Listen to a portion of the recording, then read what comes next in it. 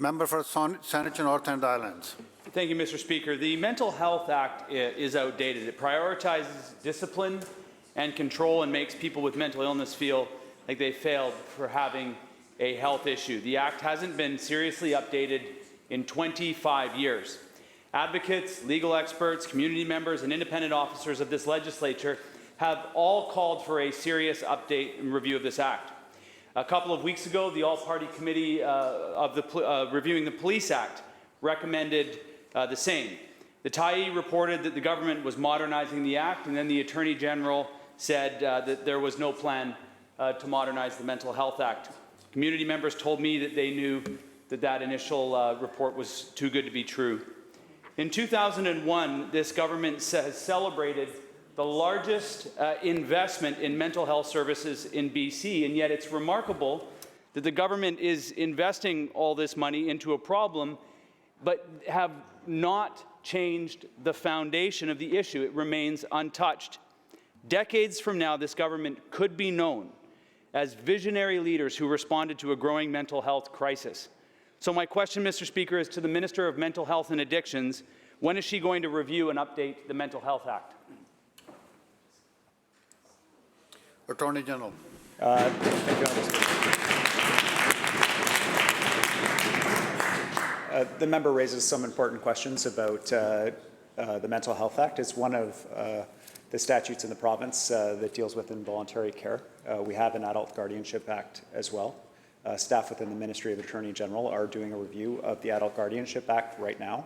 The member will also know we just passed in this House a significant modernization to the Mental Health Act, providing basic legal information to people who are involuntarily detained, one that passed, I'll note, with all-party support, for which I'm grateful, because it's an important part of our system to ensure that people have the safeguards and are able to take advantage of them as they move through the mental health system.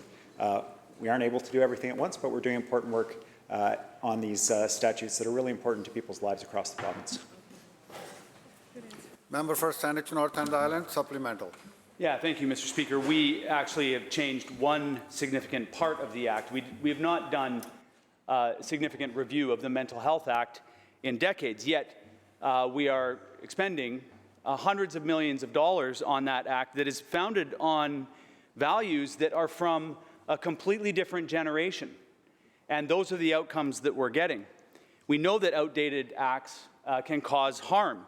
They don't reflect the lessons of history or the tidal wave of social change that we've seen here in this 21st century. We can see this when police are the primary response to mental health crisis instead of trained crisis responders. That brings me to another act that needs updating, the Police Act.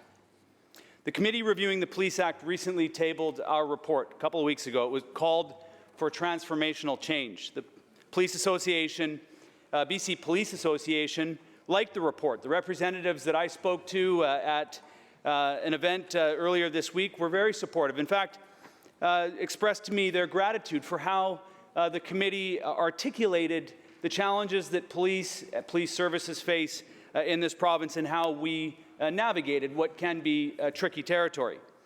The response from some when we tabled that report was that it was dead in the water. Why? Well, because governments can't do transformational change.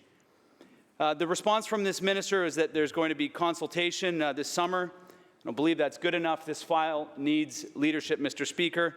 We've got a session that is almost over, and British Columbians haven't seen that leadership yet. So through you, Mr. Speaker, to the Minister of Public Safety, will he commit to delivering on the recommendations of this committee and establish an oversight committee to work with him to transform policing and public safety in our province? Minister of Public Safety and Solicitor General.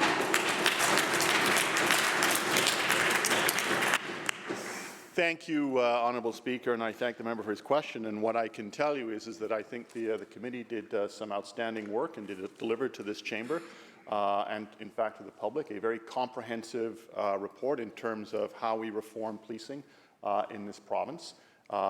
What is critical and what I have said publicly and when the committee was struck is that we need to change and reform and modernize the Police Act.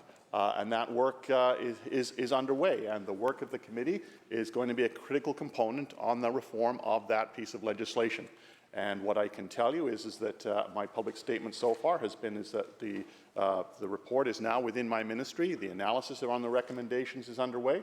But what I can tell you, and that we have committed to, is that there is a new police act going to be coming, and the report that was done by the all-party committee, unanimously approved, is a critical cornerstone of that work.